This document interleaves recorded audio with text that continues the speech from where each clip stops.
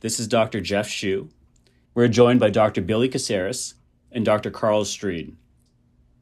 Dr. Billy Caceres is an assistant professor at the School of Nursing and the Program for the Study of LGBT Health at Columbia University. Dr. Carl Streed is an assistant professor at the Boston University School of Medicine and research lead for the Center for Transgender Medicine and Surgery at Boston Medical Center. What are the most important cardiovascular risk factors to screen for when we're seeing LGBTQ adults in our clinics? Naturally, smoking cessation is a critical one. It's one that applies to all populations. But smoking and alcohol consumption are major issues within LGBTQ populations because, honestly, the place where we often found community support were bars before the pandemic, naturally. And that we know that the tobacco and alcohol industries specifically targeted these community settings for consumption.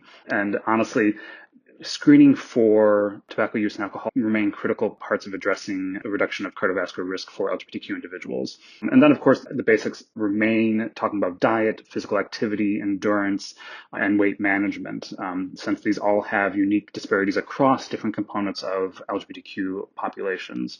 Myself, as a primary care physician, I always like to know about people's community engagement, their support systems, and really trying to approach this from a position of not making assumptions about who somebody can turn to if they need support, or who are their significant family members, essentially, or their family of choice who's providing support and providing resilience, as it were. Yeah, I agree. I think those are all really important topics. And I appreciate that you mentioned the importance of resilience and social support, because I think that understanding sort of people's sources of support and resources that they have in the community, who do they turn to when they need help with any healthcare needs, I think those things are also really important to understand.